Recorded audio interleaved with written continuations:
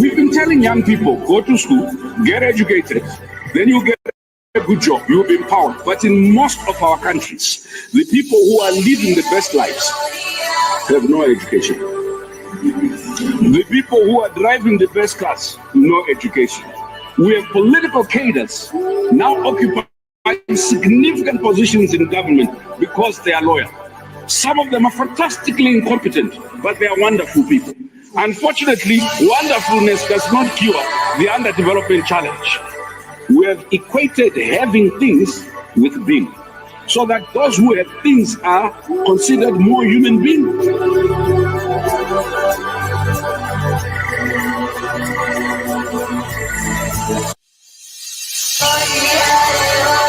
There's a new force of nature at hand, stirring all over the world. They are the young people whom, frankly, we have failed, who are angry, who are organized, who are capable of making a difference.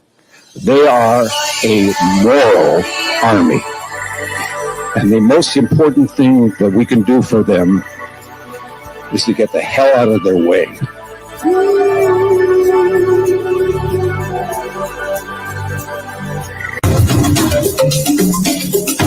Sisi vile vile sio wote ambao wanataka ugomvi kwa sababu ya ugomvi. Niwaambia nyinyi ni wajinga mkimpata Ruto. Mkadhani tunawadanganya. Jeti ya Ruto. Hii maisha ya Ruto ni stress na ni stress. Mungu wewe umetukosea.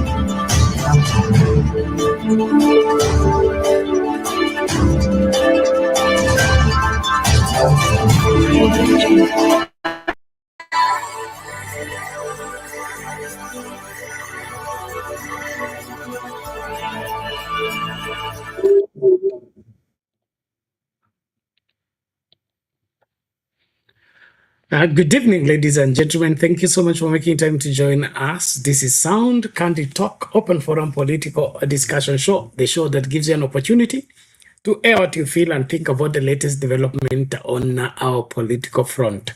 Well, thank you so much for choosing to be part of this great conversation as we look at the developing stories around our politics, our nation, and of course the anticipation of the 2027 general elections. It appears the William Ruto administration are in top gear in trying to win Kenyans over as he seeks his re-election and continuity of the UDA Kenya Kwanza administration. While that is going on, well, the nurses in the Kenyatta National Hospital are on strike following the going back of the government on the signed deal that came as a result of an outstretched strike. Now, this leaves a lot to be desired, bearing in mind that the president, his deputy, and the entire Kenya Kwanza administration are busy campaigning, trying to woo different communities, different sectors in the country. But it appears the critical areas of the welfare of the Kenyan people is not taken care of, like healthcare. I mean, healthcare should be a priority, and this has gone on for too long. Since the introduction of SHA, the outcry continues, and it appears that it all falls on deaf ears. And so what is most important for William Ruto is his re-election, and he cares less on whether the nurses are paid or the nurses are on duty or not.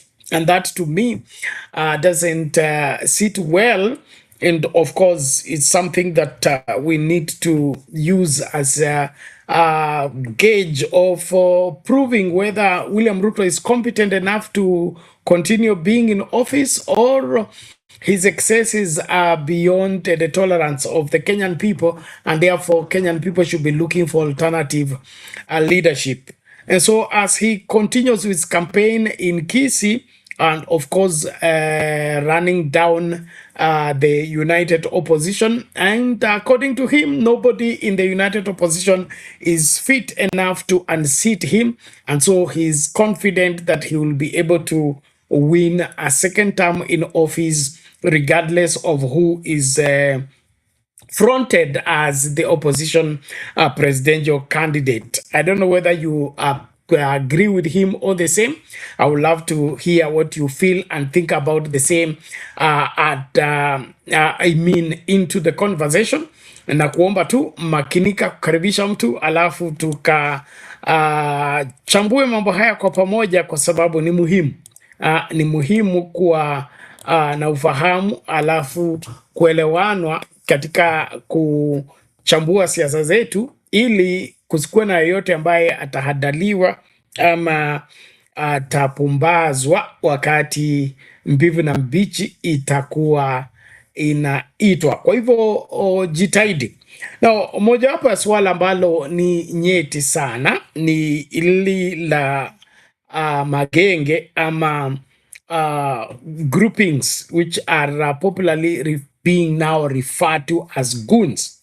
And we've been on this for a while right now, but we'll still need to dig further on the same because it is something that is proving to be a huge problem in the near future if it is not taken care of at this point in time. Kimani Ichung'wah, the majority leader in parliament, on national television still claims that the person who arranged for goons and people to disrupt, the Gachagua meeting in Kikuyu was Gachagua himself. And this leaves a lot to be, is either the political class takes Kenyans for fools or take Kenyans for being children. Because how could the Gachagua arrange goons to disrupt his meeting? I mean, to what end? Okay, to what end?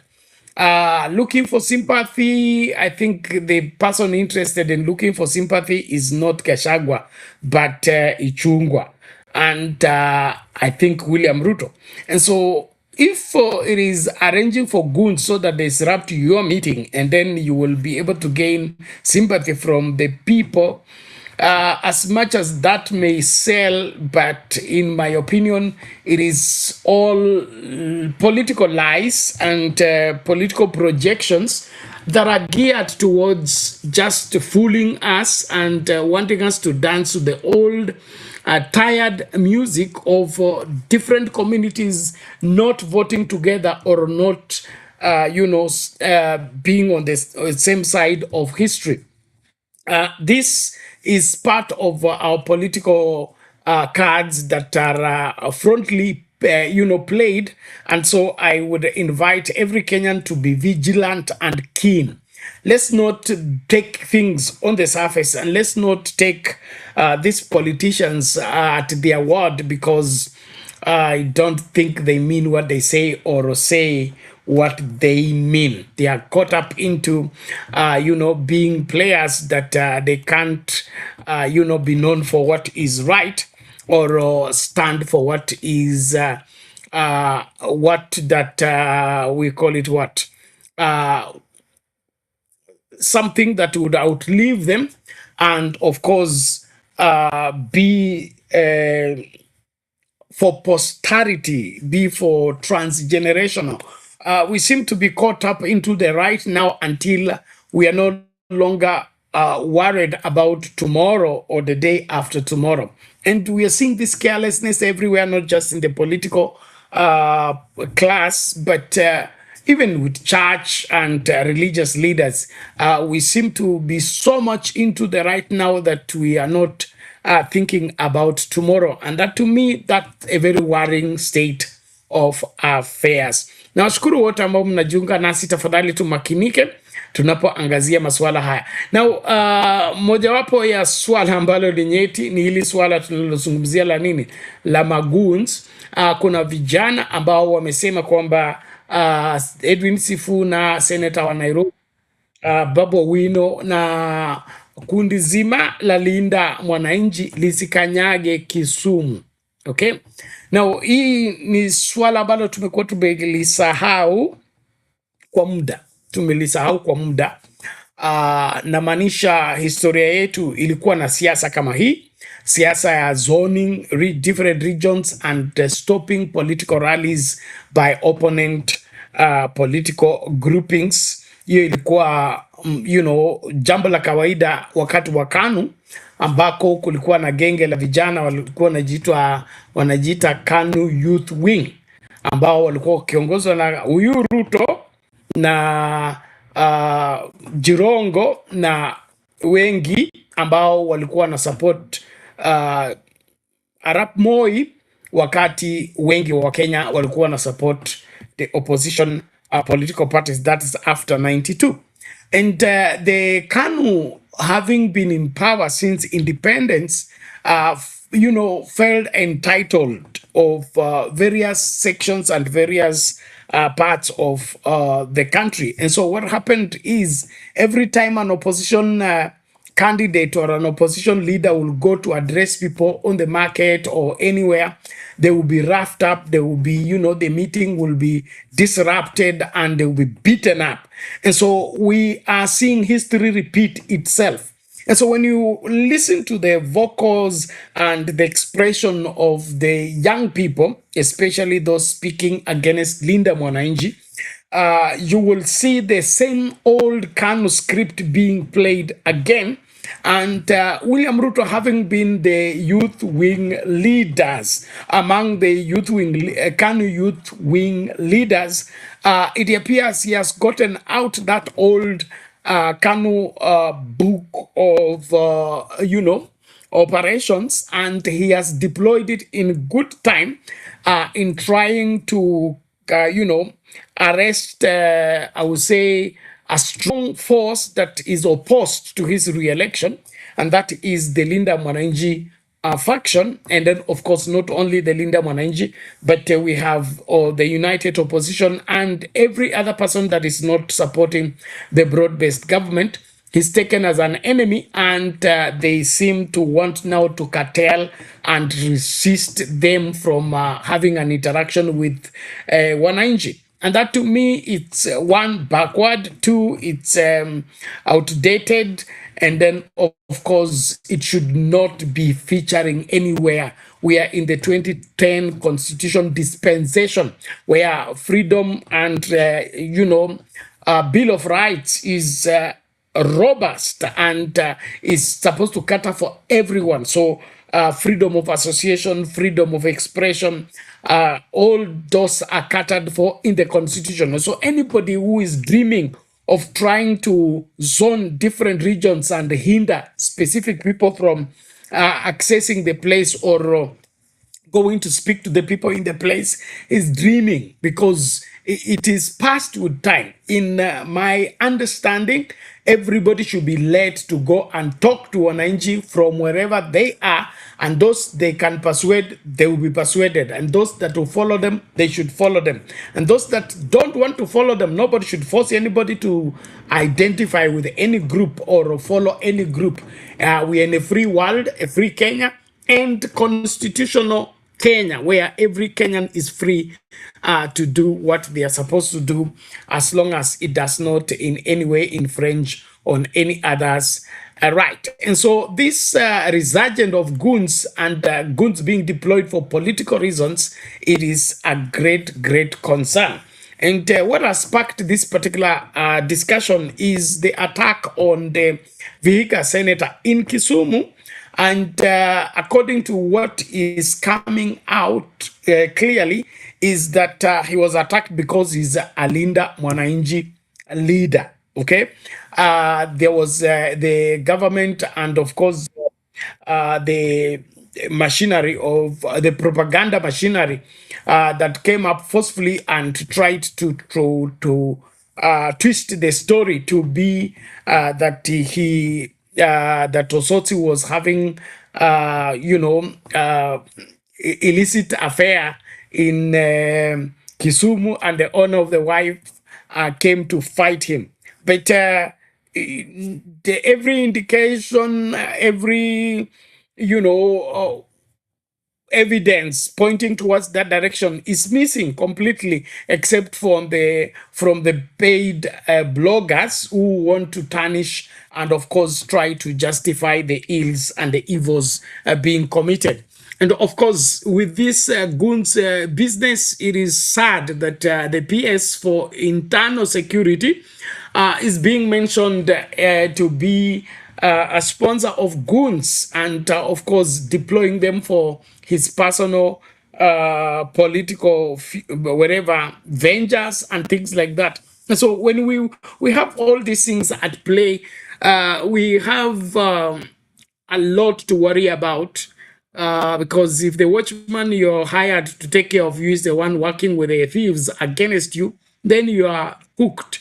And so as a country, we seem to be courting problems, especially when the government that is supposed to take care of the people, the government that is supposed to protect everyone and protect people and property is the one using the, extra constitutional means to do their evils against the same people. It's so sad, and of course it should not be mentioned even at this point in time. And so I really would want to engage you in your thought on the same, but it's a very sad state of affair in a country like ours to have a PS and CS talking the goons language when they are supposed to curtail and of course arrest the situation and secure the welfare of every Kenyan.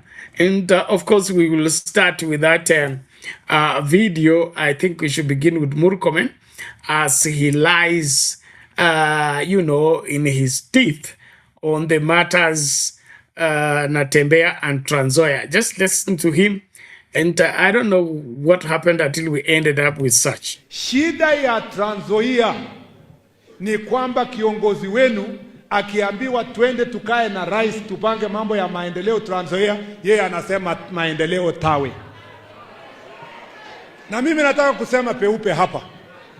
Hii stadium ya Kitale rais ameomba sana, kila siku anasema governor kuja tupange tupanue stadium ya Kitale ikuwe kubwa ndio vijana wetu waendelee kufanya mambo ya michezo.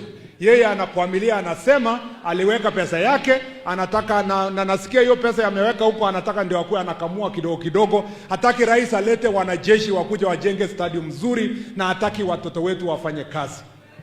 Ile hospitali yenye iko hapa, rais amebek mpaka anakaribu anapiga makoti kusema waachilia hospitali, nitume wanajeshi wakuja wajenge hospitali. Akiitwa kwa mkutano anasema tawe.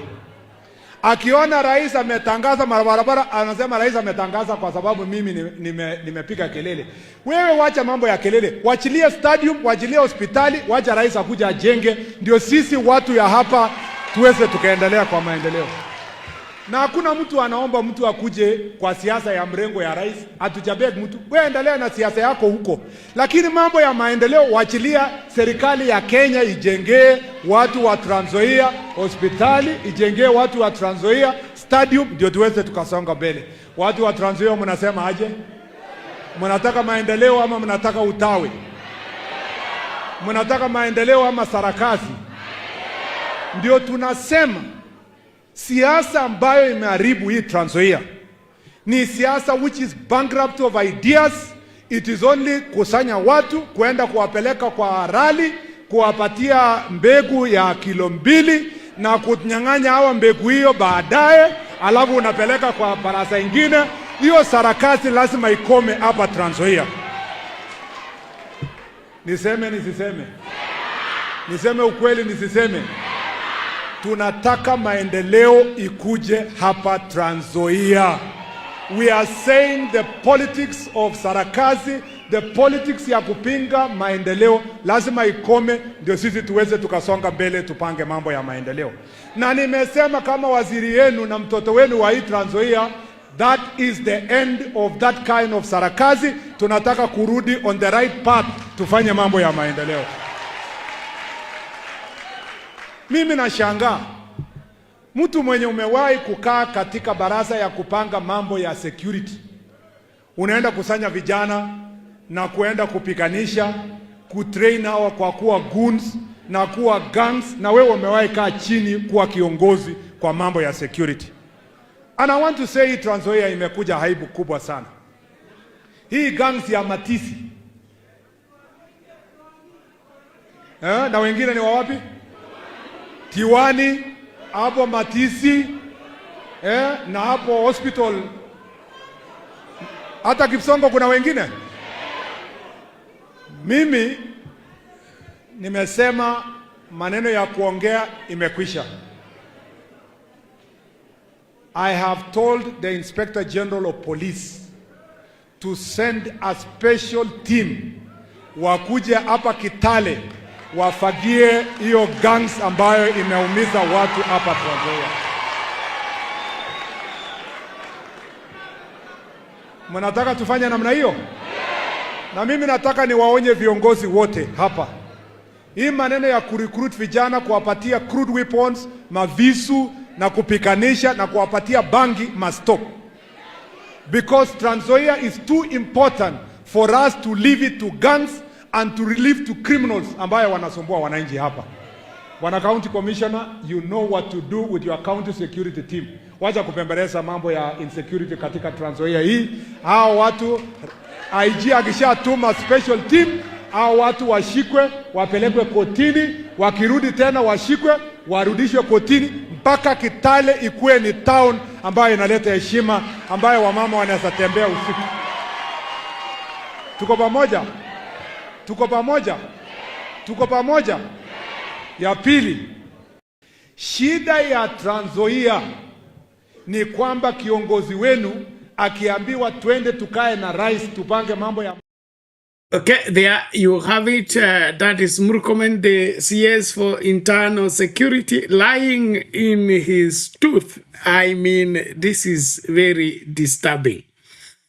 To start with, development projects, okay? Development projects don't take place in the State House, and even development finances are not supposed to be a reserve or a decision of the president, or those the president likes or those the president doesn't like. The allocations of all budget takes place in the parliament, and it is supposed to be done constitutionally. In other words, the president doesn't need a permission from the governor to build a hospital or to build a stadium or to build a road. So what Murkomen is trying to say to those people is to lynch, I would say, to lynch Natembeya or implicate Natembeya as a hindrance to development in Trans Nzoia. But it is clear that he is lying, number one, and number two, he's misrepresenting information, and all of it is for political purposes. The really bone of contention here is that Natembeya has refused to join the bandwagon of two-term, okay? And so their frustration is the influence that Natembeya is having on the ground, the support he is enjoying on the ground, and then to think that he is not in their fold, and so they are feeling, unable to handle the situation around. Matters in security, that is his docket, that is his responsibility. Natembeya is not in charge of the security of the county. To the best of my knowledge, security is yet to be devolved. Yesterday I was talking about my proposition is that to be able to handle the situation of security properly, let security be devolved so that each county is able to arrange its security, and only the national government come in as a reinforcement, whereby if things are tough and the security situation is dire in that particular county that is threatening the capacity of the county to provide security, then the national government steps in to reinforce that particular whatever structures that have been placed by the governor and the entire county arrangement to help in the situation.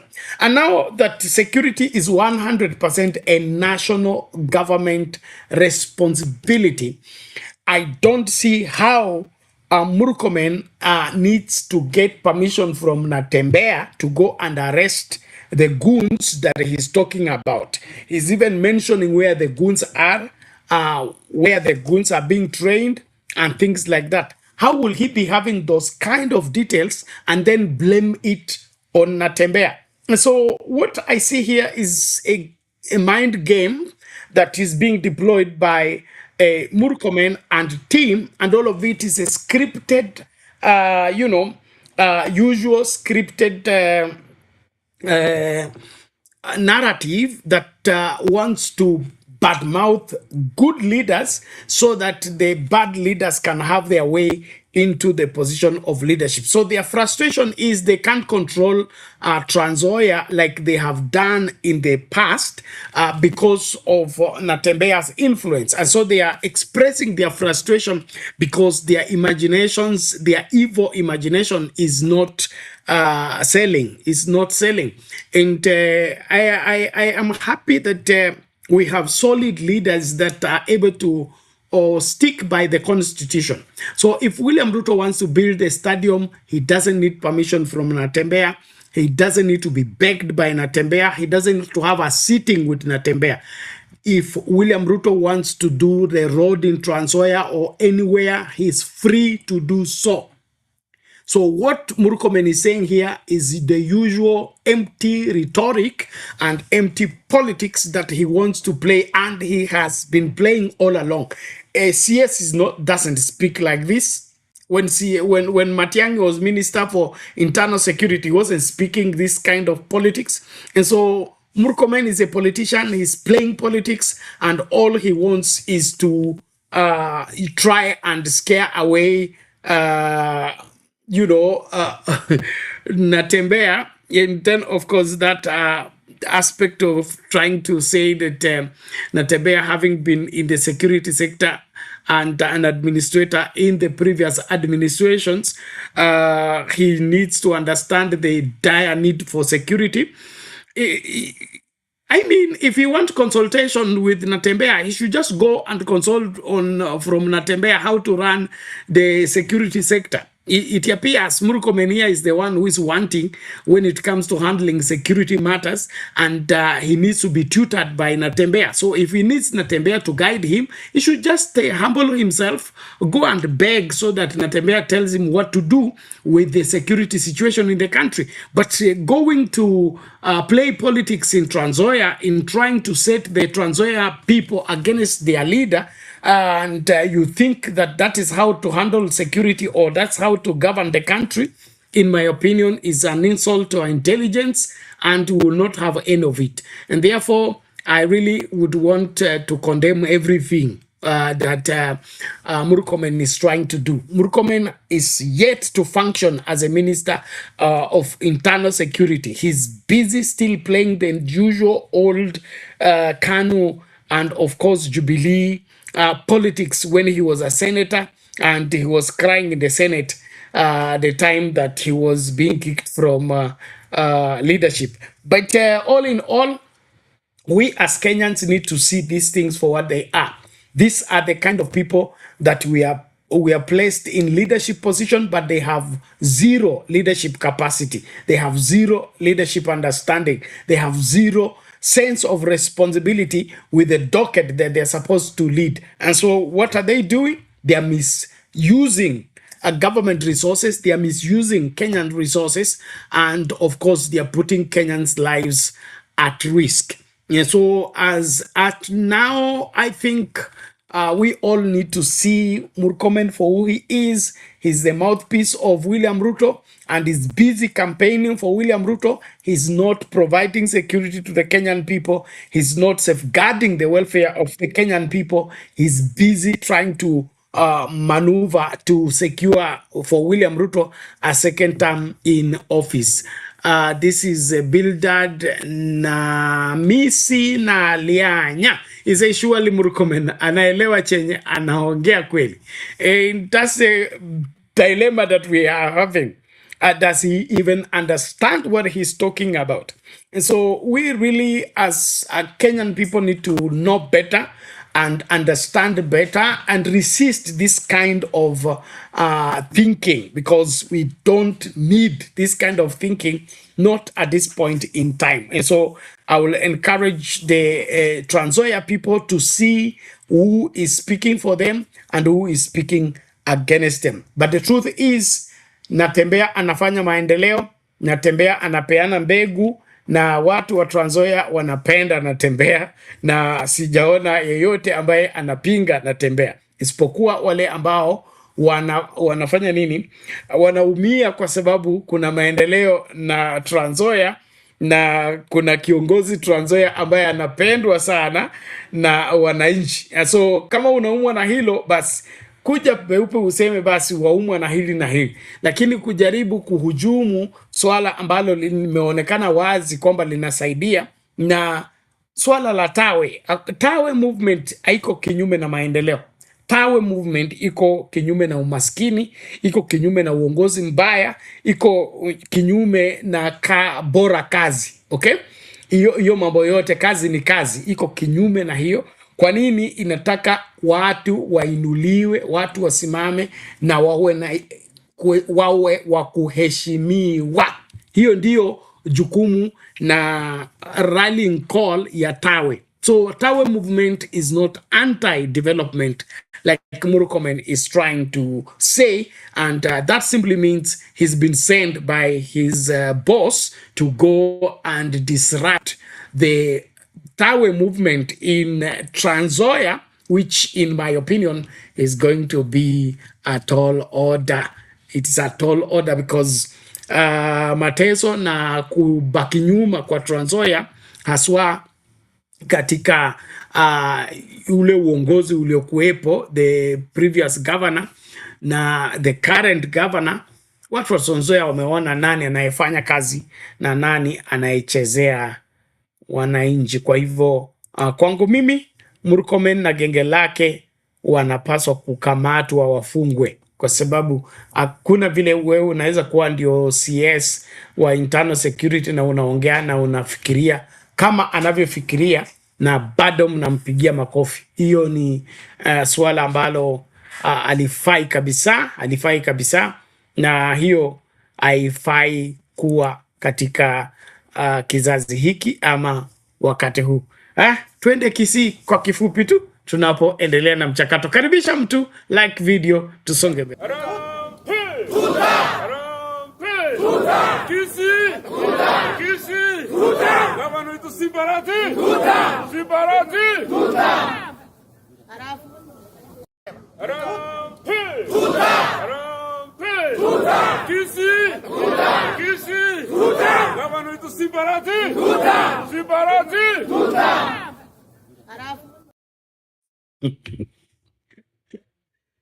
Aya, siasa zetu, ngoma hiyo ya panda, na wengi wanasema wengi wape. Now, inaonekana kuna moto ambao unatokota kwa hili swala la one term, na huo moto unatokana na nini? Unatokana na ile hali ya kuchoka kwa wengi wa Kenya, na hilo swala la kusema one term ni kama linatisha sana. Ndiposa kampeni nzima sasa imekuwa either two term ama one term. Lakini kwangu mimi bado nasisitiza, kama unataka kuchaguliwa tena, tufuate mikakati jinsi ilivyo. Kama wewe umelinda wananchi, umelinda maslahi ya wananchi, umerekebisha masuala ya afya, umerekebisha masuala ya masomo, umerekebisha masuala ya chakula, hakuna vile utashindwa kuchaguliwa tena. Kama ulizembea kazini, wewe hukutetea Wakenya, wewe ukasema Wakenya wapigwe risasi, wewe ukahujumu haki ya Wakenya, lakini bado unatafuta second term, hapo hakuna vile Wakenya watakuchagua tena. So sio kuchaguliwa two term kwa sababu umesema two term, sio kuchaguliwa second term kwa sababu umelia two term. Ni your performance in the first term that determines whether you will get the second term or not. So let's not be confused. And so Simba Arati, being one of the Linda Ground ODM faction leaders, he needs to prove to the Kisii people that he deserves a second term in office. Going around with the William Ruto and asking people for the second term, I don't think that's going to help much. What has he established? What has he done? How is Kisii now different from what it used to be? He came in with strong reforms. We had cases of arresting the corruption situation in Kisii, and his starting was shaky, but it was very revolutionary. But you don't see that anymore. We don't hear that anymore. Has he been cut to size? Has he now accepted to play by the cartels in Kisii or not? Hiyo yote na wasubiri nyinyi mniambie. Lakini kwangu mimi maneno ya one term, two term hayapaswi kuwa ni masuala ya campaign. Inapaswa kuwa ni masuala ya mtu kujitetea. Mimi nilikuja nikakuta hivi na karekebisha hiki ndio nilikuwa bado nashughulikia, sijamaliza, naomba muda nimalizie. Lakini kuja kusisitiza hapa kwamba wewe ni lazima upewe second term wakati unaumiza Wakenya, wakati unaharibu maslahi ya wengi wa Wakenya, hiyo haitawezekana. Kwa hivyo ningependa tu kuweka hilo wazi kwamba second term is not a guarantee to anybody and is not a reserve for anybody.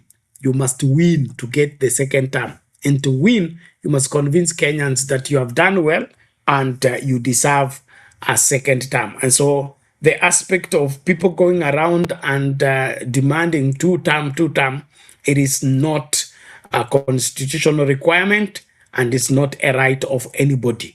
If you want a second term in office, perform exemplary in the first term, and Kenyans will mark your performance and, of course, offer you a second term because you deserve it. Back to the issue of Osotsi and the goons. Let me just get that video, and then, of course, we analyze what that is all about. Let's hear it from the horse's mouth, the person who was in the front fire when the situation took place. And then from there, we'll pick it up. I have heard people saying all manner of things, some talking about love triangle. It is unfortunate that when a leader in Kenya is killed or attacked, the state propaganda will always want to make it look like a love thing. This was not a love thing. It was not a love thing. I have a beautiful wife. She's here, you can see. Yeah, and even if I wanted to do love, I cannot do it in the open. In a hotel, it is not possible. So I saw that within 10 minutes of the attack, government bloggers were already out giving their version. How they knew I was attacked, even before my own media knew, it is surprising. But I went to Aga Khan Hospital and immediately arrived at Aga Khan Hospital. James Orengo was in town. He came and they coordinated with the entire Linda Mwananchi team here, and with the police, and with the parliament, with the Senator Sifuna, and that's how I was airlifted to. Sorry, it appears the video has issues, but let me see how we can sort that out. But you get the picture. That is Osoti, the Vihiga senator, giving his side of the story on what transpired on that particular day he was attacked in Kisumu. And from all indication, it is more of a political attack than what was being propagated by the hired bloggers in painting him in bad light by bringing up those love triangle stories. And he raised something there. He says, we have had a lot of claims when somebody is killed or attacked that is love triangle. We've had so many, I would say, several assassinations taking place in this country, and it's usually conveniently taken on the surface and called love triangle. We had an Ainamoi member of parliament who was shot in broad daylight. They say this love triangle. Msando, the ICT,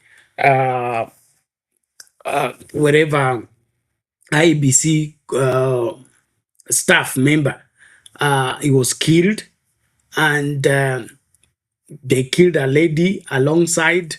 They said it was love affair. And so this love triangle is a convenient way of, I would say, government running away from responsibility, especially when it's implicated in the ills that have taken place. And so I think it is overused, and we shouldn't even spend time on the same. I really pray that we will have a country where we can trust people, a country where we can rely on, credible evidence on matters arising. There are so many things at play that are being raised as reasons for the attack that are not justifiable whatsoever. No matter how you look at it, there is no any justifiable reason for you to attack somebody in a public place, even when he's sitting with your wife. Okay, let's assume the senator was taking coffee or tea with another person's wife. There is no law against taking coffee in the open in the hotel with the senator. I mean, he's a public figure. In fact, it's an honor to take tea with the senator. And so attacking the senator in the name that he is taking tea with somebody's wife is unimaginable. It's unimaginable. And him being a public figure, every public figure, when they reach in a place, there are people want to take selfie with him. There are people want to shake his hand. There are people want to, encourage them in the quest where they are. And so this aspect of trying to arrange people and prearrange people, and so should not meet so and so should not go in so places, all that needs to be stopped. All that needs to be stopped. Hiyo ni utoto ambao haukubaliki. Na kama William Ruto na uongozi wake ndio huu wa kuanza kupanga watu kama ni watoto, kwamba fulani asikutane na fulani, fulani asione fulani, fulani asisalimie fulani, hiyo ni utoto, haihitajiki katika kizazi hiki. So kwangu mimi ili swala ni swala la aibu kwanza, aibu sana kwamba watu wazima wanaweza kufanya mambo kana kwamba ni watoto. Okay, it is not girlfriend boyfriend issue where you used to fight in primary school because somebody has snatched you a girlfriend or things like that. Watu wazima, maswala ya watu wazima yanazungumza kiutu uzima. And so hii excuse ya kusema kwamba fulani sijui alikuwa na mke wa nani sijui nini, hiyo ni ujinga na hiyo haikubaliki kabisa. Kwangu mimi, it is embarrassing even to be talking about the same in that manner. So it is clear here that the people had a motive, and the motive was to teach Osotsi a lesson to serve as an example. Okay, all they wanted is to discourage Linda Mwananchi from going to Kisumu. They are afraid of Linda Mwananchi going to Kisumu. They want to warn every other member of parliament and any other politician within that particular region to support Linda Mwananchi. Because when Linda Mwananchi makes inroads in Luo Nyanza, the project of William Ruto trying to hide with ODM to pretend that is having support will fail. And so they are looking for how to quell and try to manage the situation whereby if they are able to keep Linda Mwananchi from making inroads in Luo Nyanza, then they are safe. But kwangu mimi wamechelewa tayari. Wamechelewa kwa sababu Linda Mwananchi ni kitu ambacho kiko katika damu ya wote ambao haswa walikuwa wafuasi wa Raila Odinga. Sababu mojawapo ambayo Raila Odinga alikuwa na umaarufu na ufuasi mwingi wa miaka mingi ni kwa sababu alijulikana kwamba yeye ni mtetezi wa wananchi, wa haki ya wengi wa Wakenya. So Linda Mwananchi ndio Raila Odinga na Raila Odinga ndio Linda Mwananchi. So uwezi kuzuia wafuasi wa Raila Odinga ku-identify na swala ambalo linakaa kama Raila Odinga. So kwangu mimi, this is fighting a losing battle. Kama vile Gachagua alimwambia Ruto kule Olkalao kwamba ulisucceed kunitoa kwa ofisi, lakini kunitoa katika mioyo ya hao watu ni kazi ngumu. Na ukweli wa mambo ndio huo, kwamba Linda Mwananchi iko sehemu zote na Linda Mwananchi ndio kusema. Wao wote ambao wanalinda tumbo na kulinda ground, sijui na kulinda sijui rangi sijui na nini, hao wako kwa biashara. Sisi tuko katika kuhakikisha kwamba nchi hii inasimamishwa kikatiba, inaongozwa kikatiba na kila haki ya kila Mkenya inalindwa. That is Linda Mwananchi, and that is why they are resonating with the majority of the well-thinking Kenyans. And from where I sit, I don't think there is a comparison to Linda Mwananchi anywhere in the current political arrangement, because only standing for Mwananchi is what makes you a serious public leader and, of course, a politician. And so the attempt to attack Osotsi in Kisumu to serve as an example that that is a no-go zone for Linda Mwananchi, it was one backfired. Whatever they thought that will be able to stop the Linda Mwananchi from going to Kisumu, now they have just ignited the fire. Now everybody's ready, and I think the Linda Mwananchi for Kisumu is going to be bigger than Mombasa, is going to be bigger than Kakamega, and just like they feared, like the Bible says that Job said, the thing I feared most has finally come. Whatever they feared about Linda Mwananchi is what exactly going to take place in Kisumu, not many days from now. And this needs to serve as a lesson. William Ruto needs to run this country according to the law and not outside the provision of the law. And if he's afraid of Kenyans exercising their rights and having their freedoms, then he's unfit to be in that office. The only way for you to be in that office is to ensure that each and every aspect of the Constitution is protected, including the welfare and the dignity of your opponents. That is still your constitutional responsibility. If you can't stand every other Kenyan having their rights and expressing themselves, then you are the wrong man. You are the wrong man for the job. We need somebody that is able to midwife the full implementation of the Constitution and safeguard the rights of those who oppose as well as the rights of those who propose. That is how to go about leadership in this great country. And so, in my opinion, the Osotsi attack has become counterproductive. Whatever they thought will stop Linda Mwananchi, it has just ignited the fire. And whatever they feared, they are in for a serious surprise by the reason of how Linda Mwananchi Kisumu is going to be. I'm not prophesying, but I am only stating facts for what they are. I am too sure that the Linda Mwananchi for Kisumu is going to be bigger than any other one that has ever taken place. And all of it has been helped so much by the careless attack on Osotsi, the Vihiga senator from Kisumu. And so even those who are not ready to go to Kisumu, they will be there. Even those who are not planning to attend the Linda Mwananchi, they are now resolved to attend. And so whatever they didn't want to take place will take place. Okay, let's hear Babu Owino, one of the leaders in the Linda Mwananchi, as he talks about the Kisumu plans. Here we go. So, Professor, hapa mbele kutakuwa ni moto. We are not going to joke. We are not going to beg anybody. We are going to tell them, vote for me, I will work. This is a contract. And nobody's going to steal the election. This is a contract. You know, Baba was a Baba. Baba was a good man. Yes. His elections were stolen severally. He just let it go.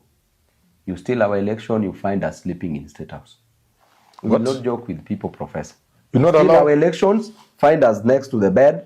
Yako tumetoa nje ya wananchi. Wewe uko Bomas unajitangaza na nyinyi mko. My friend, Professor, you don't even have kujitangaza. Go to State House. What is the distance between Bomas and State House? Take people to State House. So long as you have won. People put you there in State House. See, that is where you belong because you've won elections. Hii upuzi ati one person IBC chair ati now determines who becomes the president. Yes. Ignore that. Go and live in State House. Nyinyi hamtatupeleka State House. Mtatupeleka. See, the power belongs to the people. Article 1. Yes. We the people. Professor. This has happened everywhere. We must come to the end, but before we come to the end. So, Professor, hapa mbele kutakuwa ni moto. We are not going to joke. We are not going to beg anybody. We are going to tell them, vote for me, I will work. This is a contract. And nobody's going to steal the election. This is a contract. You know, Baba was a Baba. Baba was a good man. Yes. His elections were stolen severally. He just let it go. You steal our election, you find us sleeping in State House. We will not joke with people, Professor. You're not steal allowed. our elections, find us next to the bed. Bed yako tumetoa nje ya wananchi. Wewe uko Bomas unajitangaza na nyinyi mko. My friend, Professor, you don't even have kujitangaza. Go to State House. What is the distance between Bomas and State House? Take people to State House. So long as you have won. People put you there in State House. See, that is where you belong because you've won elections. Hii upuzi ati one person IBC chair ati now determines who becomes the president. Yes. Ignore that. Go and live in State House. Nyinyi hamtatupeleka State House. Mtatupeleka. See, the power belongs to the people. Article 1. Yes. Okay, huyu anaitwa Babu Owino, mbunge wa Embakasi East, ambaye anapanga kuwania ugavana wa Nairobi, na anasema wale ambao wanapanga kufanya hesabu zao vile walikuwa wakifanya wakati wa Raila Odinga wafikirie tena, kwa sababu hapa mbele kutakuwa moto. Na hii ni mojawapo ya mambo ambayo naendelea kuwakumbusha tu kwamba huu mchezo ambao unachezwa na William Ruto kwamba atapanga kabila hii na kabila hii alafu atapita katikati ama afanye hiki na kile, hiki ni kizazi cha tofauti na siasa tunavyoendelea mabadiliko haya yatakuwa si ya kawaida. And that is why I would really advise that people need to think differently, because we are in a different dispensation and the political landscape has drastically changed. And so if you're planning to do as usual, I promise you, you're in for your root shock. And just listening to what Babu is saying there, it is not business as usual. And these young people are not joking. These young people are not joking. Baba Raila Odinga, he was a father. And there is what happens to you when you are a father. It's what happens to you when you are a father. Whereby there is, the Bible talks about Peter, the prophecy of Peter, where Jesus tells him that when he was young, he would get up, dress up, and go wherever he wants to go, and come back from wherever he wants to come back. And he says, but a time will come when you will be old, that you will have to stretch out your hand, and somebody will take you where you are supposed to go, not where you want to go. And that's what happens to somebody when he becomes a father. He is carrying not only himself, but the rest of the family. And so every decision he makes is in balancing between him, between the wife, between the children, between the community, between the country. And so putting all these things in perspective has a way of letting him let go even what is rightfully his. And that is what Raila Odinga was to this country. But the kind of children he has left behind, the kind of breed that he has groomed and now has left in the political scenario, there is what they can carry from Baba, and there is what they will say, Baba, wewe ndio ulikuwa unatuzuia, sasa hivi tumepata gari liko na mafuta. Kwa hivyo wewe funga seat belt kama unataka kufika salama. Sisi lazima tufike. Na hii ndio scenario ambayo tumekumbana nayo katika wakati huu katika hii siasa. So Murkomen, PS o Raymond na William Ruto mwenyewe na wengi tu ambao wanacheza siasa za Kenya Kwanza. Rudi mkajifunze tena. Kama mnafikiria mtacheza hii ngoma kama vile mmezoea, basi mtafikiria tena. Hapa ni kubaya, na hiyo sio unabii, hiyo ni onyo tu. Kama Biblia vinavyosema, mwenye sikio asikie. Kama unalo sikio usikie kile ambacho kinasemekana. Na kwa hilo ningependa basi kuendelea na mchakato huu tunapoangazia masuala haya kwa kina. Tutarejea hapo kwa nani huyu, kwa Babu Owino akizungumza kuhusu Kisumu.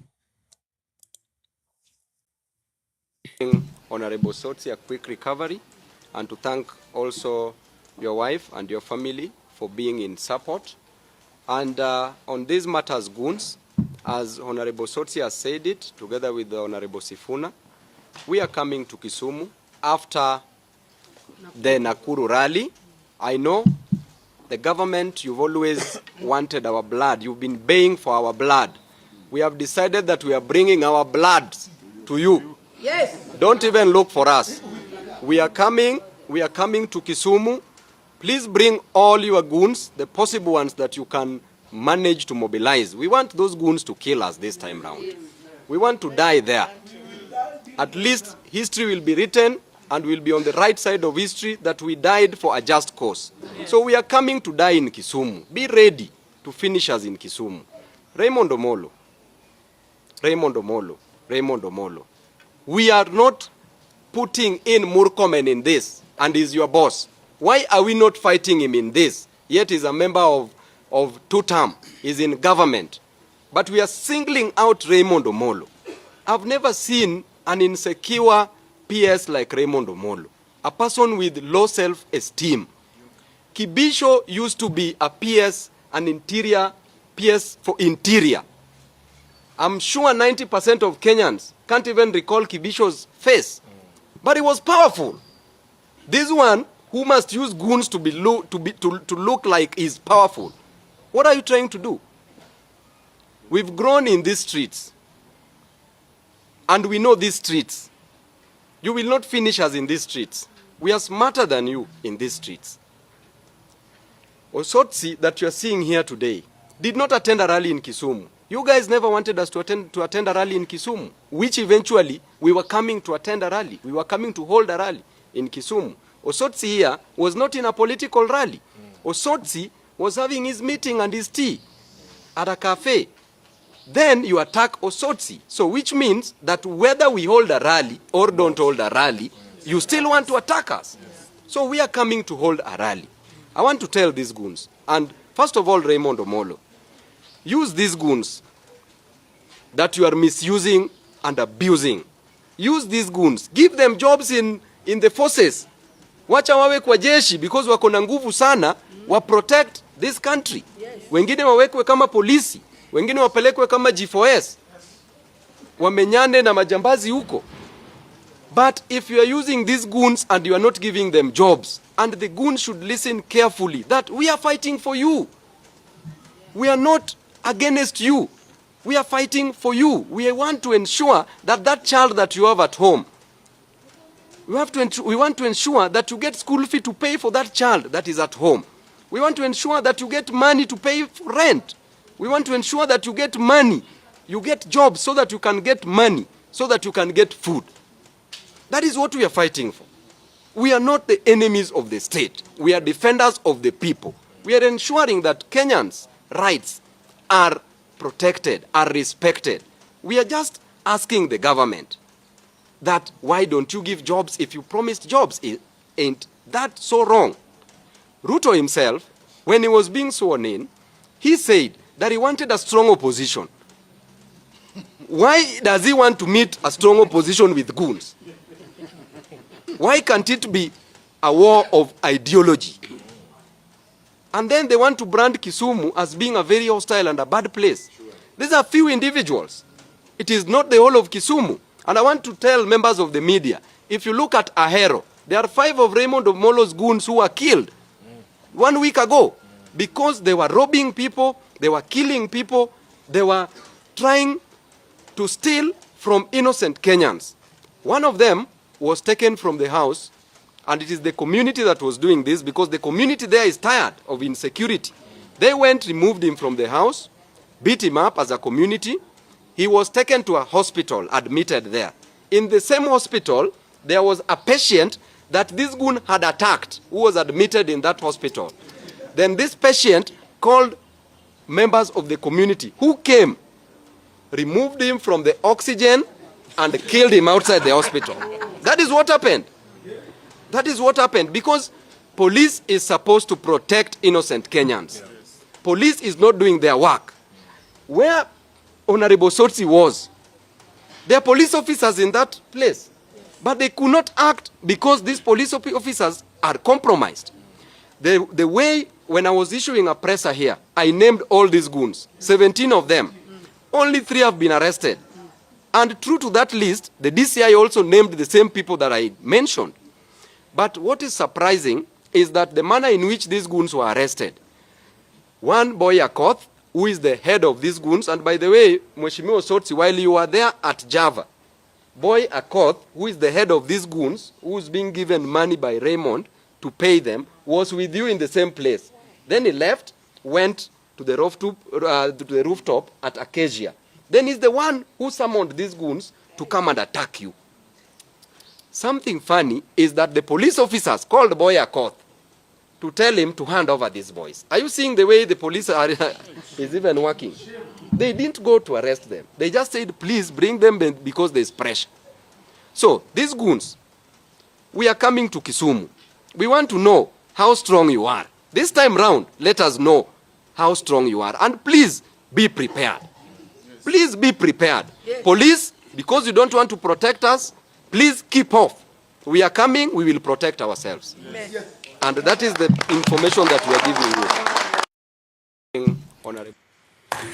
Okay, there you have it. Babu Owino again giving details on what is happening behind the scenes as far as the goons and insecurity and the PS for interior are concerned on the unholy union that is putting Kenyans' lives at risk. Listening to Babu Owino and the kind of information he's giving, it shows on how much the rot has sunk deep in our Kenyan administrative system, that even the police are now working with goons and working with lawbreakers. And so we are not just bordering a fallen or a failed state, but I think we are already there. We are already there. Because the safest place to run to should be the police station. But if the police is the one working with the goons and asking the goons to release the people that are attacked or sorts to the police, it is, oh God, it's bad news. It's bad news. It's bad news. And so I would suggest that as Kenyans, let's think deeply. Let's think deeply. And when it comes to electing people in office, please, let's take serious that responsibility of electing people in office and elect only people that are faithful, are trustworthy, are dependable, and are reliable. Not the liars, those that are in cahoots with criminals to put Kenyans' lives at risk. And so I invite you to think again before you put your vote for anyone in public office. Let there be proper scrutiny on who is who, why are they qualified to be in that office, and why are they not qualified to be in that office. And so from that, of course, allegations raised by Babu Owino, it's clear that the security situation, especially in Kisumu County, is not at a nice place. It's not at a nice place. And of course, we have not gotten any official communication from Anyang' Nyong'o, the governor. And that also leaves a lot to be desired.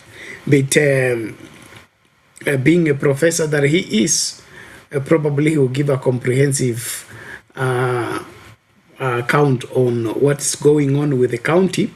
But from what we are hearing and the information we are receiving, it is clear that the security situation in Kisumu is not a good one. It's not a good one, and that should not be the case. And so we as the Kenyan people need to understand the purpose of a government, how a government should function, and how a government looks when it has failed. We need to have that picture clearly, because we cannot be feeding a government, protecting a government, giving salary to people who are not doing what they are supposed to do. And so we must, as Kenyans, begin to look at this holistically. Are we having a government in power, or we are having jokers in the government positions that are not able to handle whatever it is that can befall the Kenyan people?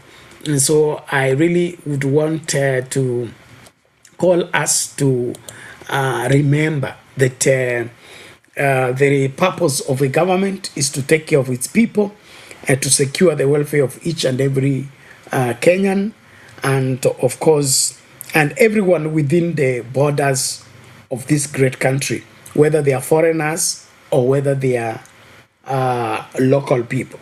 But all in all, if the security of our country is at risk, the healthcare of our country is collapsing, the education sector is collapsing, the food security is falling apart, and things like that, it's clear indicator that our government is not working. And so we should just get rid of it and get a better government that will be able to do what they are required to do. And the change of government should not be a do or die issue. Change of government is normal. And that is part of what we need to debate about, because it appears like the way the Kenya Kwanza wants to sell this matter to us, that if somebody fails to get a second term, the country cannot continue. That is not what the Constitution envisions, and that's not what the Constitution, spells out. And so, what is at play here, we should not fall for it at all. I wanted to bring in the aspect of the British administration. I think last year alone they had, I think, 6 governments or something like that. 4 prime ministers resigned. I mean, change of government should not be a do or die issue. Nobody should be losing sleep because government will go to another community, will go to another person. We should all walk away from this business of trying to fight so hard that we should keep somebody in office. Government collapses and we form another government. Let it be a normal issue in this country. Let's not come up with all these excuses that 2-term, because Uhuru had 2-term, Kibaki had 2-term, Moi had 2-term. Why shouldn't Ruto have 2-term? There is no 2-term written for anybody. Everybody should prove themselves. And for William Ruto, he's not doing well. He doesn't deserve a second term in office. Every right-thinking Kenyan should see that and conclude that. Only those that have chosen not to see evil, not to hear evil, not to speak any evil, are the ones that are enjoying what is hurting Kenyans and what is putting Kenyans' lives at risk. All these goons, where have they come from? I mean, we can't have a country where the security of a senator is not guaranteed. Now, if the security of a senator is not guaranteed, is there the security of any other person, including the president himself? Or he thinks because he is, surrounded by security people. Of course, he even places himself in a very risky position by always being on top of the car and addressing people in the middle of the masses. If this is what he wants to invite the country to, I don't think he's safe and secure. And so let's think rightly, let's insist on the right way, and then of course the constitutional way of dealing with whatever it is. Or Babu talked about the community killing people or taking law into their hands because somebody has been robbing or endangering the other people's lives.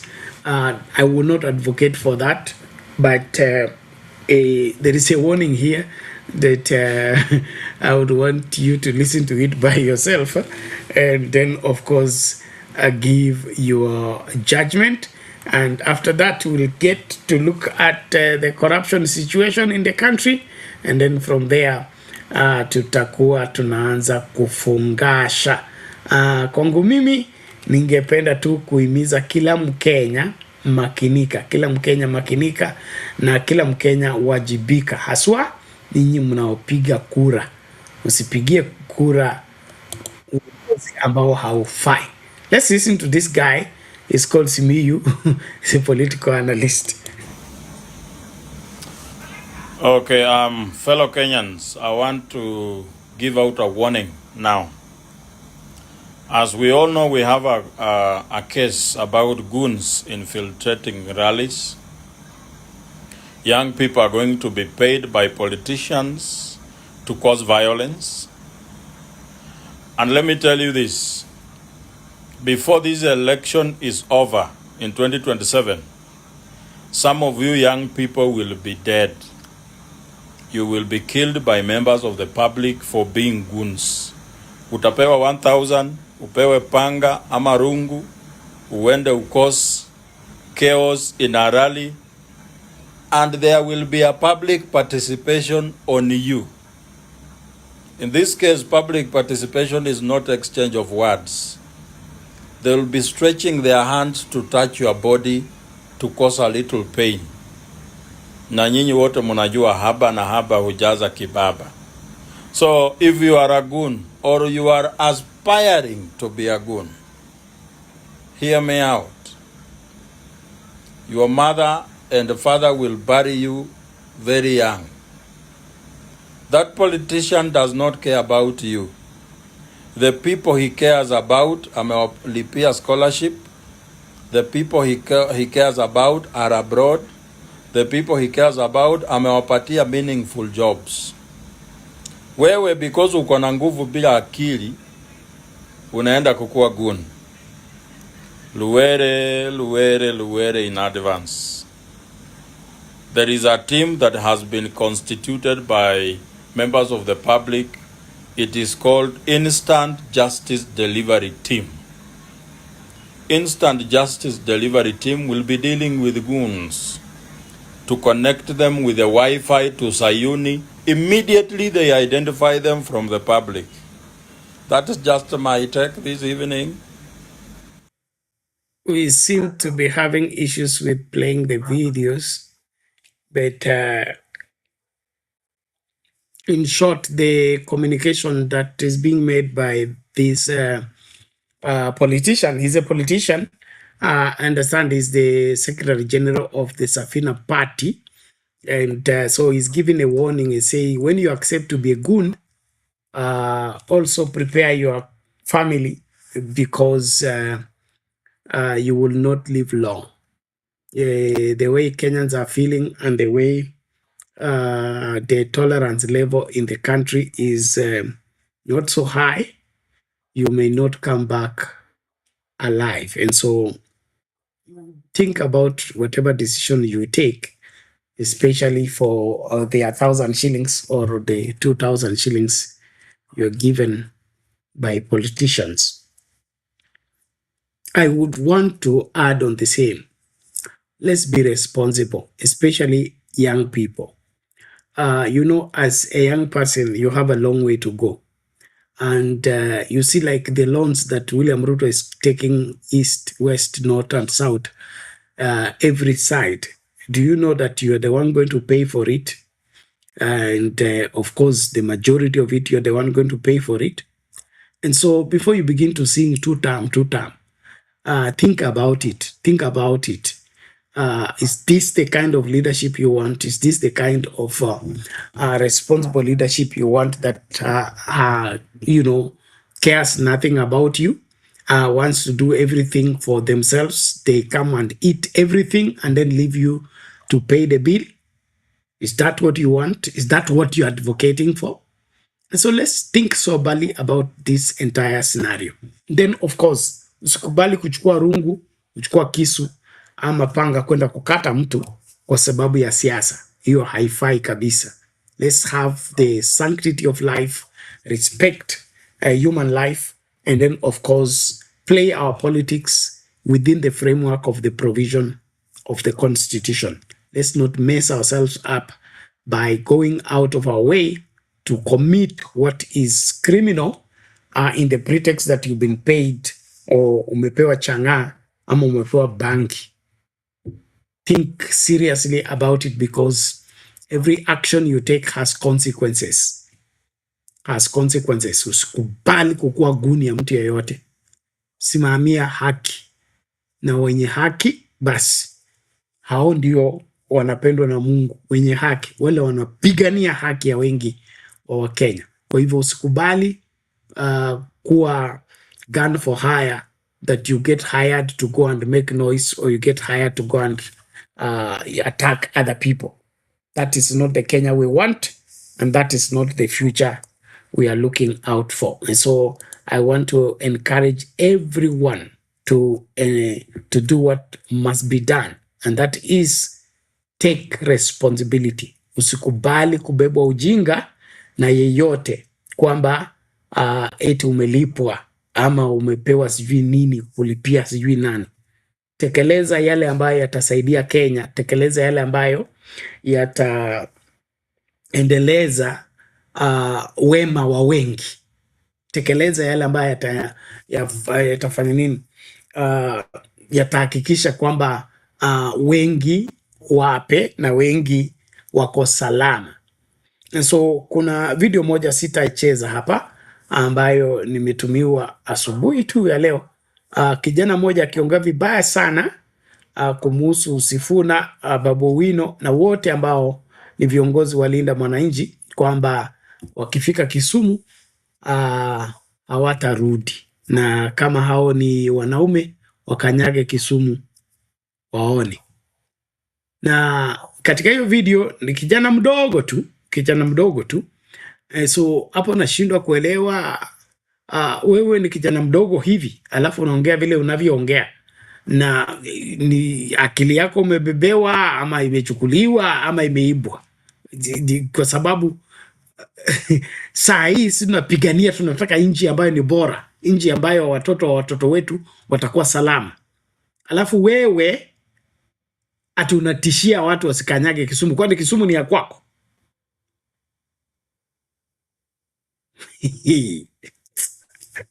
I don't get it, but I really would want people to get back to their senses. Ati unazuia watu kupita kwa Kisumu, tunapita kila siku. And so I really would want people to sober up and stop all this nonsense of trying to regulate who goes where for what.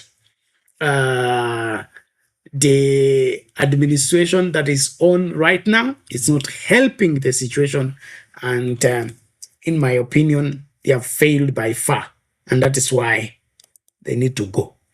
And so it doesn't matter how we look at it. To me, even if William Ruto builds a house for every Kenyan, he has failed in ensuring that every Kenyan is safe, every Kenyan child is secure, and we're having a better country. Yeah. It doesn't matter which road he has built, doesn't matter which house he has built, it doesn't matter what maendeleo he has brought. If he's not leaving behind a better country, a better united country, a better safe and secure country, he has failed as a national leader. And therefore, let's judge everything in its proper perspective. Well, I want us to land. Thank you so much for being part of the great conversation. We can't stop without looking at Kenya and corruption. Let's listen to this young man. Everything in this country is by design. From the corruption scandals to the distractions to the ignorance, none of it is accidental. Last week, Gava US raised an alarm in a report on concerns over widespread corruption in Kenya. Kwa report inasemekana hii corruption ina threaten not only foreign investors but also cross-border trade among Kenya and the international trade market. Now, pay close attention because the sequence of events after this will not surprise you. Immediately less than 48 hours after this report was released, a multi-billion shilling fuel scandal hit the national headlines. It's reported that some top government officials engineered this deal with their motive being to take advantage of the recent happenings that forecasted that potentially the war between US and Iran might affect the petroleum sector. So wakaduaje, waka-import more than 60,000 metric tons of petroleum ndo to exploit in the name of hakuna mafuta. After shachapa shughuli yao clean, Gavana na Easter is the most strategic time to announce this scandal to the public. Investigations progressed, the orchestrators got arrested, and DCI raided their homes which recovered more than 500 million shillings in cash. Moments later, a call from above orders that the 500 million shillings, which is exhibit, to be wired to them. Funny enough, these officers, after being questioned by DCI, waka resign wote in public. Mohamed Liban was the petroleum principal secretary, Joe Sang was the managing director of Kenya Pipeline Company, and lastly, the director general of the Energy Petroleum Regulation Authority, Daniel Kipto, pia resign. That should already prove something. You know what's not surprising is that even after all this, the cabinet secretary of energy, Opiyo Wandayi, has not been questioned at all, which makes no sense. Jueni ambie venye multi-billion shilling heist ilifanywa na juniors wake bila ya kuarada. Lakini jua Kenya tumezoea mavipindire. Let's wait and see how this case will end up. Moving forward, last week the head of state had a business meeting with an important person over here called Wicknell Chivayo from Zimbabwe. Chivayo is a very wealthy businessman, and the reason behind his wealth is that he's widely known for helping politicians rig elections. Ukimulizia Zambia, South Africa na Zimbabwe, watakwambia sharp boy wanamnao. I want you to note that this guy already possesses a Kenyan passport, kumaanisha he can use it to maneuver across the world. In 2023, he was accused of facilitating $40 to $100 million via a tender on behalf of a South African firm which needed ballot boxes. Just last year, he was accused of buying voters in the Zimbabwe's Football Association election by bribing voters with vehicles and...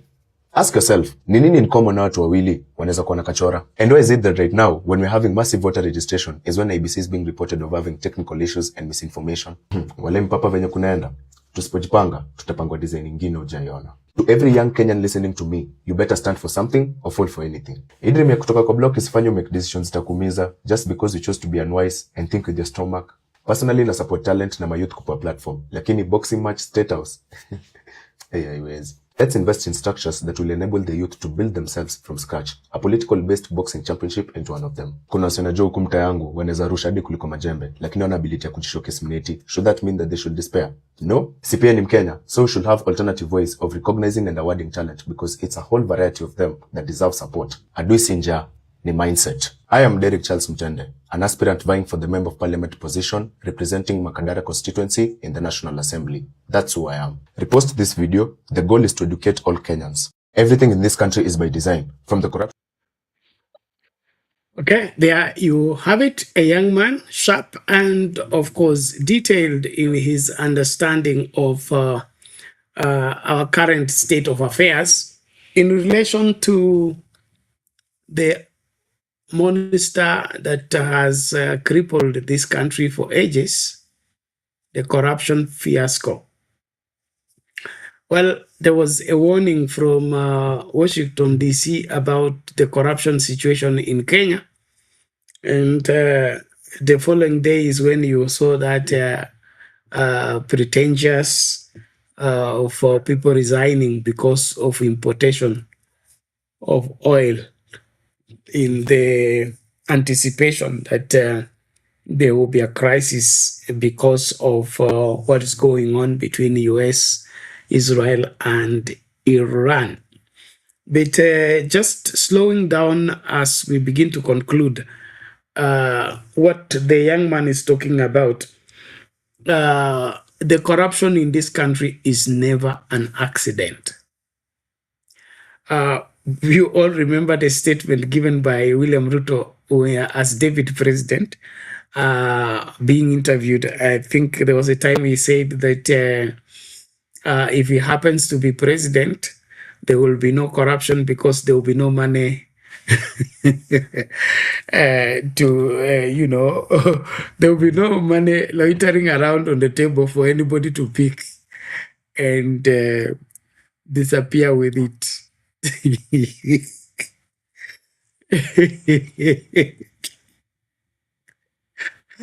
And now he is president, okay? E-Citizen 44 billion missing. SHA 11 billion missing. I mean, the list is endless. Well, what I'm simply saying is that the corruption money in this country or the disappearance of money in this country is not accidental.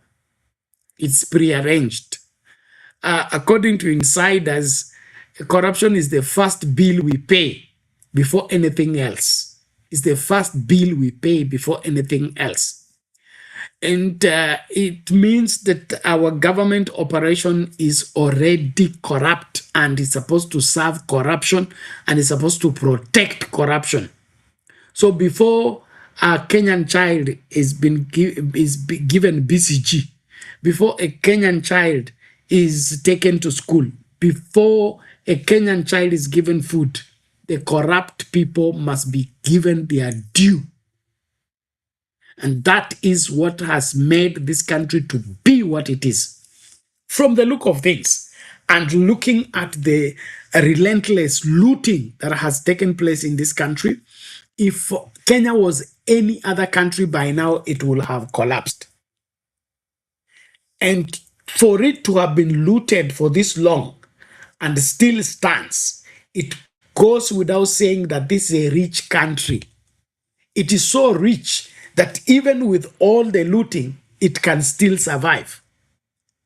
All the way from independence to date, the looting is official. The looting is the normal thing that takes place with every successive government.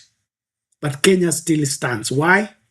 Kenya is rich enough to take care of all Kenyans without it begging anybody.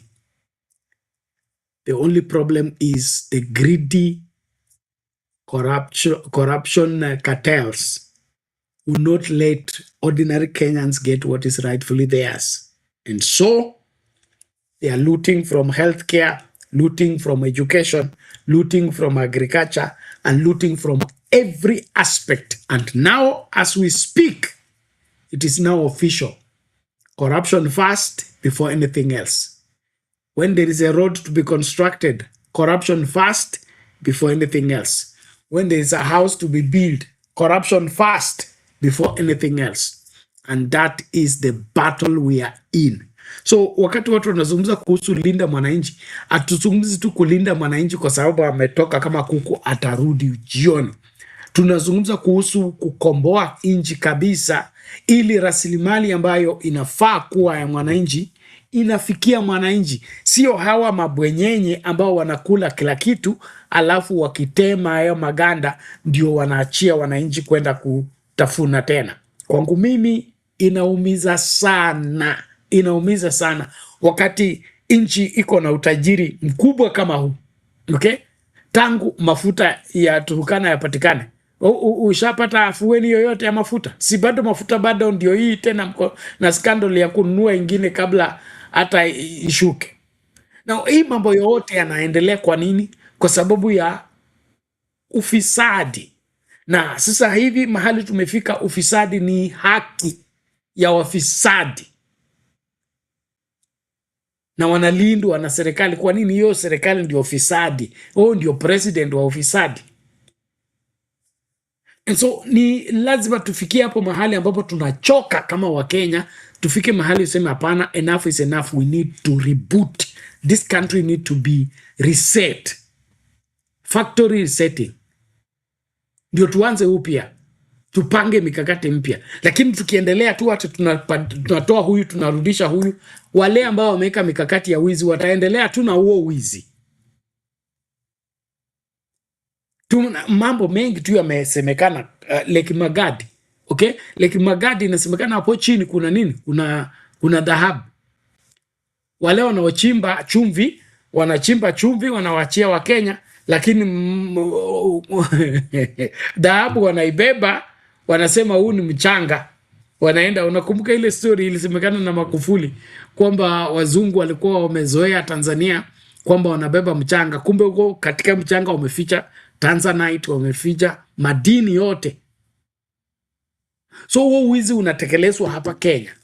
So Lake Magadi kuna kampuni ambazo zinafanya huko, kila mara wanatuachia chumvi, wanabeba dhahabu, wanatuachia chumvi, wanabeba dhahabu. Lakini wakibeba dhahabu, kuna yule minister wa minerals anakuwa sorted.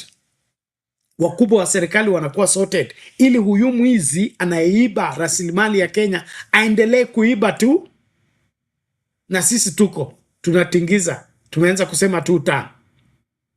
Wakati umefika tusimamie haki, na kusimamia haki inamaanisha tukatae kudanganywa, tukatae kuhadaliwa. So saa hii unasikia vile watu wanafikiria, ule watu wana reason, unaona wazi kwamba hao wamemezeshwa irisi ya kuongea ukabila na kusema kwamba mtu fulani asihujumiwe, second term ni yake. Second term si ya mtu, second term ni ya Wakenya, na Wakenya wana haki ya kuchagua wewe ama kukukataa. Hiyo haki is reserved for Kenyans and nobody should take it away from Kenyans. The constitution is against it and we shouldn't participate in anything that is unconstitutional.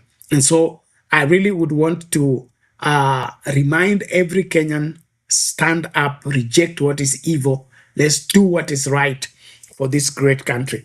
I really would want to keep us in that perspective of understanding. And then unaona vile serikali inafanya kazi. Tulikuwa tunazungumza kuhusu tabia ya kuchagua viongozi wa dini kusimamia idara tofauti katika serikali. Kwa mfano, ikifika kwa masuala ya corruption, tumeweka huko Bishop Oginde. Okay? Nimeona tena ati inasemekana kwa hii ya cohesion and integration wamechagua tena Bishop Omae. Okay? Kulikuwa na Bishop alikuwa kopia sijui nani. Unaona hiyo kuweka hapo maaskofu ni kuwaziba vinywa. Okay? Kuwaziba vinywa. So saa hii ukisema kwamba kuna corruption, Ruto atakwambia si ni bishop huyo anasimamia. Si ni bishop anasimamia. So hiyo kusema ni bishop anasimamia, wanaona kana kwamba ni hiyo sasa ndio justification ya haya mambo yanaendelea. Kwangu mimi tunahitaji kubadilisha hii nchi kabisa kabisa, na kuibadilisha kunaanza na wewe na mimi. Kwanza chukua kura, hakikisha kwamba kura yako iko sawa sawa, unapatikana kwa poto na wewe ni mpiga kura halali. Alafu wote ambao wako karibu na wewe hawana kura, hakikisha wamepata kura, hakikisha wamepata vitambulisho, ili tukue na silaha ambayo tutatumia kuhakikisha kwamba tukibadilisha serikali tunaibadilisha kabisa kabisa. Ni muhimu hivyo, ni muhimu hivyo. So let's encourage all the people around us to be participators into the political situation of our country, and then of course let our vote count. Let our vote count. Let our voting be a voice that is heard. Nobody should be able to subvert the will and the decision of Kenyans simply because you don't like the way Kenyans have voted. Let Kenyans decide their destiny by voting the future leadership based on what they feel and think is valid. I really want to salute all of you for participating into the show. I must begin to call it a night or a day. Tumekuja masaa mangapi sasa? Karibu mawili. Nataka tukatamatishie hapo ninapo leta tena video moja tu alafu tunang'atuka. Lakini hata tunapofanya nini, tunapo fungasha, haimaanishi kwamba mazungumzo yameisha. Mazungumzo yaendelee. Piga kura yako katika hapo YouTube, kuchagua kile ambacho unafaa kukichagua. And then of course let's just listen out to this as we sign out. And then, of course, we are meeting again in the next show. And please be a subscriber to Sound Candy Talk. Follow us on TikTok, Sound Candy Talk, Facebook, Sound Candy Talk, YouTube, Sound Candy Talk, and Sound Candy Talk Live. And then, of course, I really want to encourage us to help me out. I have my books on Amazon, and I need you to visit the page and like the book. Put a review for the book. It will help much more. Of course, they are all Christian books, but very necessary. There's a book on peacemakers, that is conflict resolution. And then there's a book, the latest book I've written called Christianity Without Christ, a very important reality of the church today that I will invite you to sample. And you can read the book for free on Amazon, only if the only thing required for you to do is to sign up. Okay, the moment you have an account with Amazon, you'll be able to access and sample the book on Amazon before you are even required to buy. You're able to go through the book and tell whether it's good for you. Then you can arrange for the purchase of the same. And so the links are in the comment section or in the description of the video on YouTube and Facebook. Different links. The book on Christianity Without Christ. There is another one, The Message, The Messenger, and The Mission. There is another one on Biblical financial freedom. very well researched and, of course, biblically founded realities of understanding money and your spirituality. And all this is meant to help us have an understanding, because I believe the church is as good as they understand, the church is as good as knowledgeable, and the people are as good as they are established in the knowledge of the truth. And so kabla tunapoanza kufungasha tu, tafadhali kumbuka kwamba visit Amazon, ama you can just go on Amazon and search for Bernardine Goes. You'll be able to get my books, and I really want to urge you to review the book for me. It will help us, of course, get more people to get the book and be able to benefit from the information in those books, which I believe are very, very valid. In the meantime, I want to salute every one of you. Thank you so much, and look forward to meeting you again in the next broadcast. Please keep it right here. This is Sound Candy Talk. Firstly, I think we need to close this country for renovation. And while doing renovation, we'll start the cleanup from State House, because that's the heart of the mess of this country. One of the 10-point agendas was to stop wastage of public resources and promoting government efficiency. Listening to them yesterday, the first thing they said in stopping wastage was doing away with the spouses and all those shenanigans. You cut on spouses, but your State House budget goes up to 17 billion. I do not need to make public what I give my wife. I just need to get it for myself, and wife is taken care of.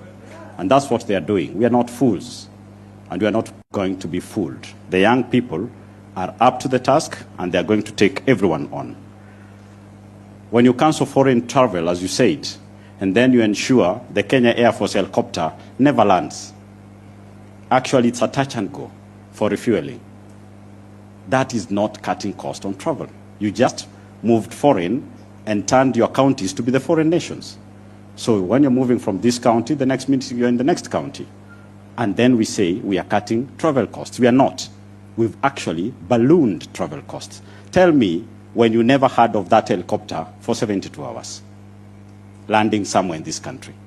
What's the cost of keeping a helicopter on the air?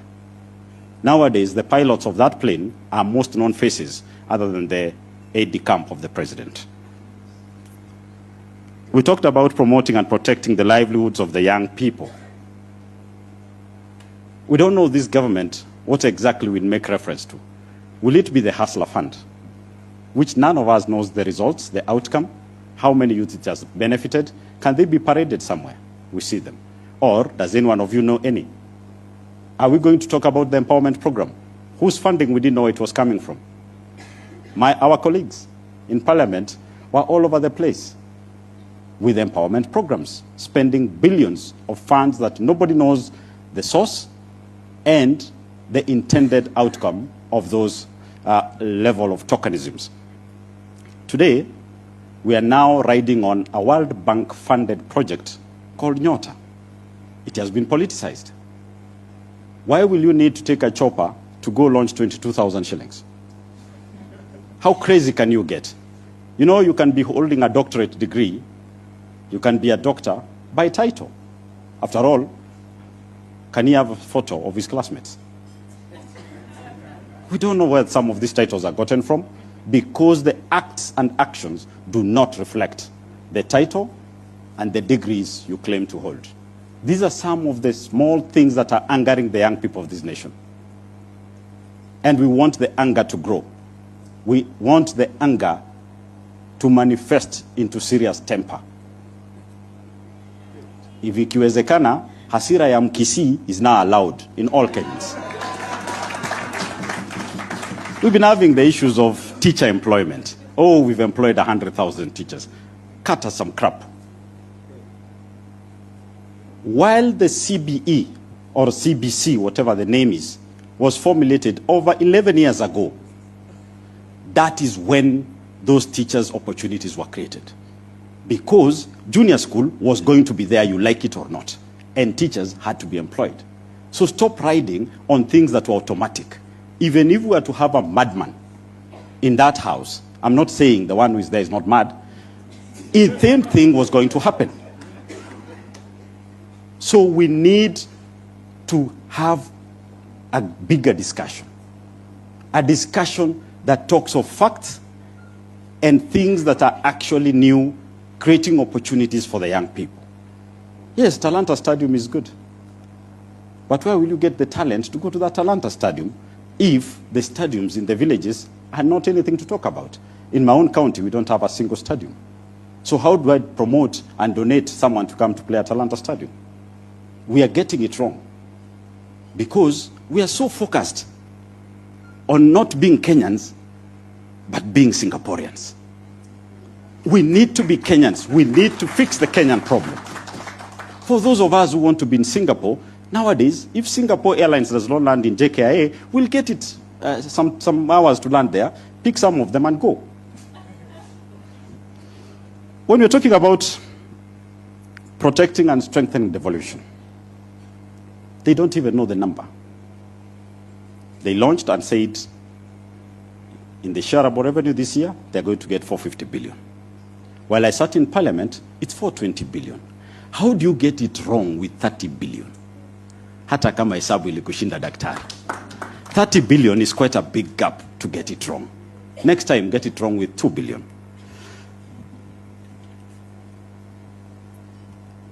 And on the same thing on devolution, choose whether you are national government or county government. Our governors are being coerced to get into agreements, into marriages that are actually not healthy. We've seen the national government going to launch things that will be done by county governments, not just what you saw about Nairobi. Now, I was in the same year with Sakaja. They get embarrassed sometimes. But we keep praying for him, that he gets some strength to be able to stand. Otherwise, another governor is coming. I can see him here. Someone with some steel balls to take charge some of these things.